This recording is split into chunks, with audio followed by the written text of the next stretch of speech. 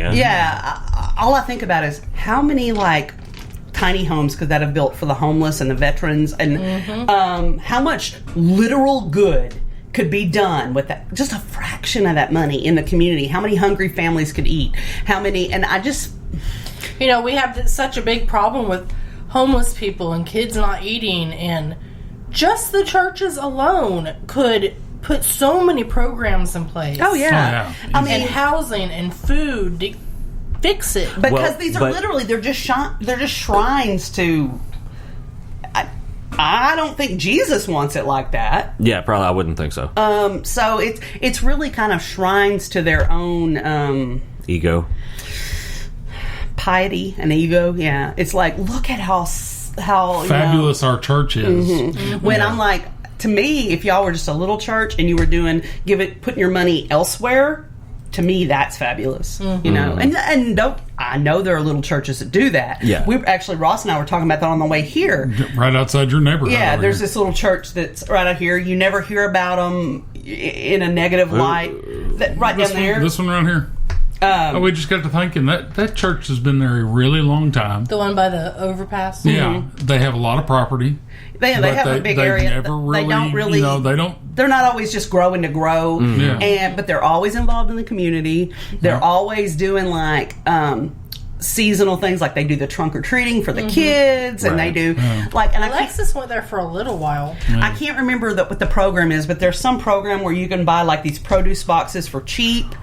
And it's to help low-income families, and they're like the distribution center for them. Right. And I mean, they just do a lot of good things, but you're never hearing about their pastor on TV because he's not trying to be locally famous. Not only doing good things when the TV cameras are there. Yeah. He's just out there, and I know it's more than him, but they're just out there doing good things. They're not out there going like, "Hey, look what we did." They're doing it because they want to do it. They're not doing it for recognition. Right. They're not trying to get, and they've been around 3 times longer than a lot of these other churches that see on the news all the time. You just don't hear them glad handing and patting themselves on the back. They're too busy. They're too busy doing what they believe in.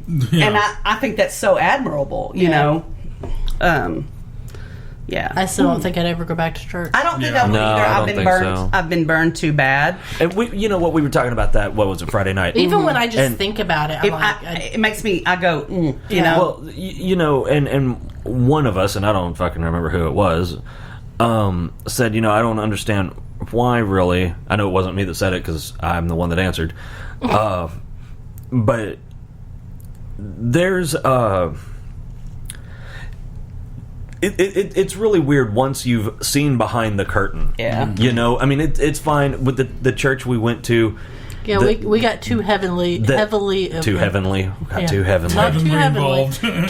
involved in it. Yeah, because the church that we went to, which rhymes with be new. Be few. Yeah. It probably be spew. It probably would have been okay if we'd have shown up on Sunday and gone home. And gone home. And left it at that, and then showed up the next Sunday, and no time in between. Mm-hmm. But I was in the band, and yeah, but weren't they constantly pushing? Yeah, yes. You couldn't. The more you gave, the more you sign up for this. Was expected, do this. You should like, come here. Because he was in the band. I did all the multimedia stuff for the band and stuff, and it was just never enough. Yeah, and then once you see how it actually runs, it's like. No, especially when they tried to tell me that they expected 20 hours a week from me for zero compensation. Nah, suck my ass. Well, I don't know if it would have changed for me what ended up happening anyway, because one of the big final pushes with me didn't even happen at the church. It was at the life group. Oh, yeah, that was really, really shitty too. Yeah, I mean... But the life groups were pushed by the fucking church. Yeah, and I mean, everybody had an agenda, and... because that's part of the fucking the outline for that type of church, and they all of them that use this schema format, this format, they all say the same thing. I mean, verbatim.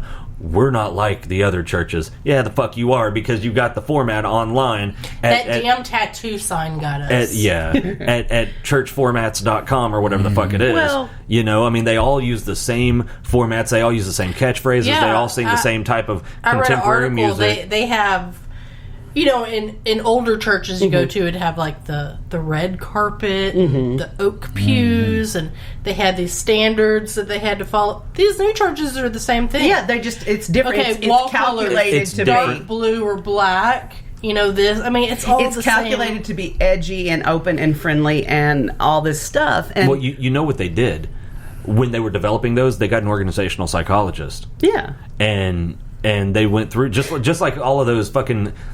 It's the same people that write those fucking little tests that'll tell you what type of potato you are or whatever. Yeah. You know, and they said, how do we attract a younger crowd? And they said, you do these 8 things or 10 or whatever the fuck it is. You know, the coffee bar, it's also calculated and you know, whatever. I'm not saying that's necessarily bad, but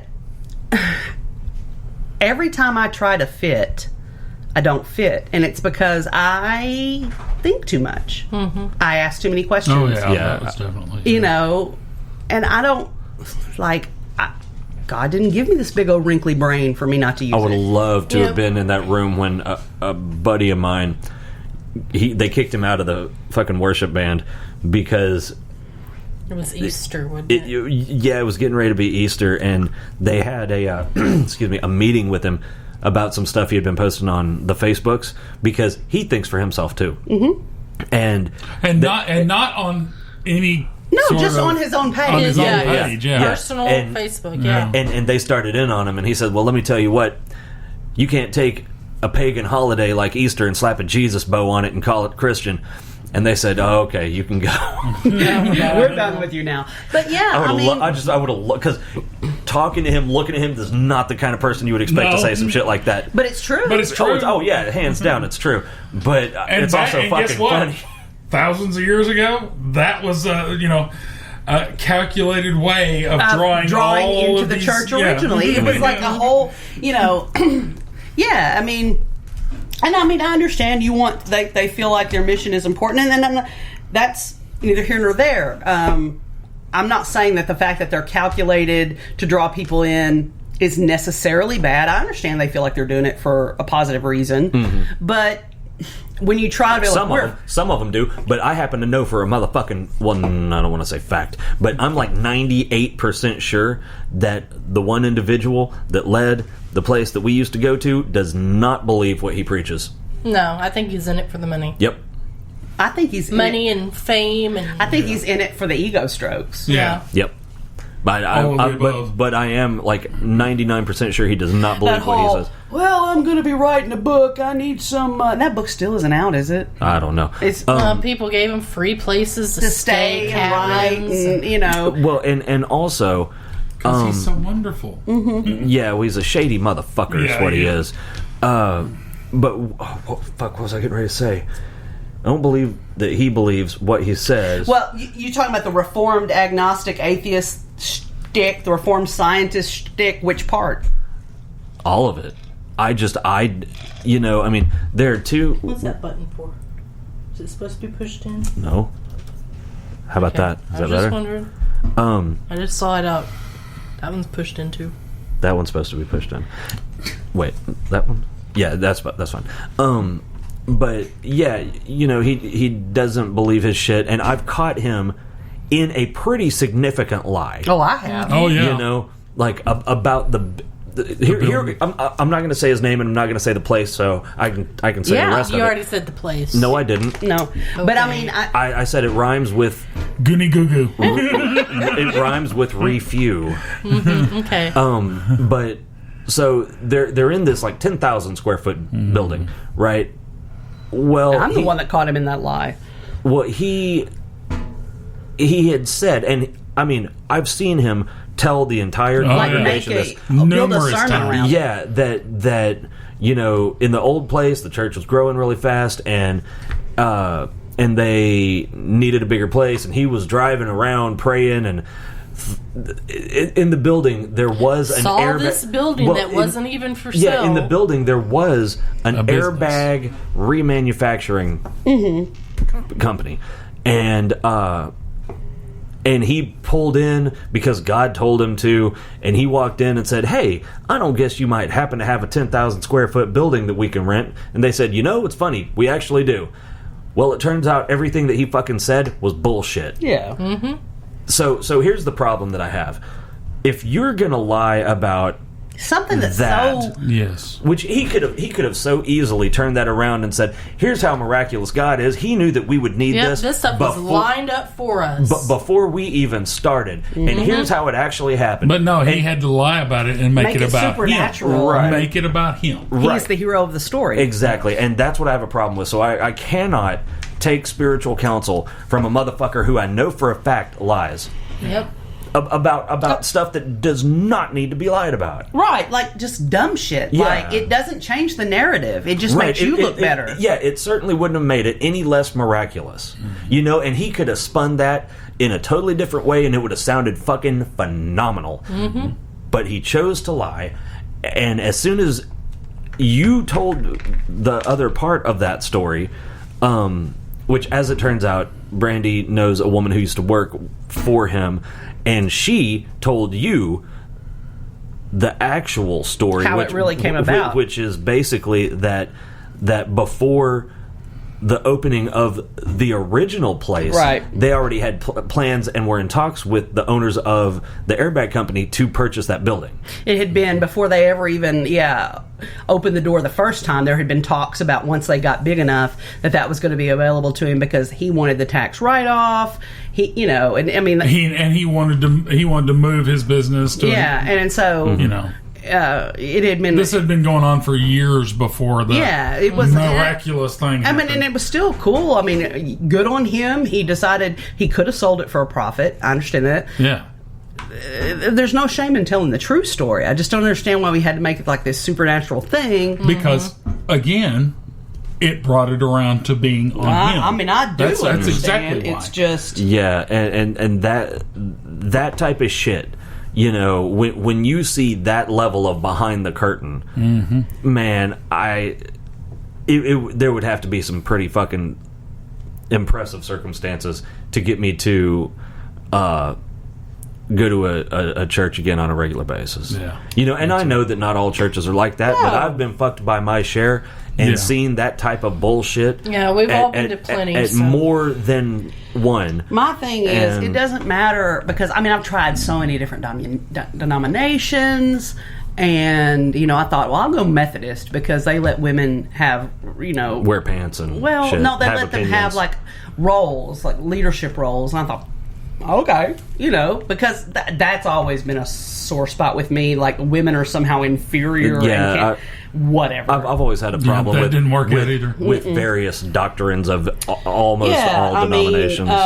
And I don't think I try to be like a disruptive presence. I don't think I try to be. It's just natural. It just happens.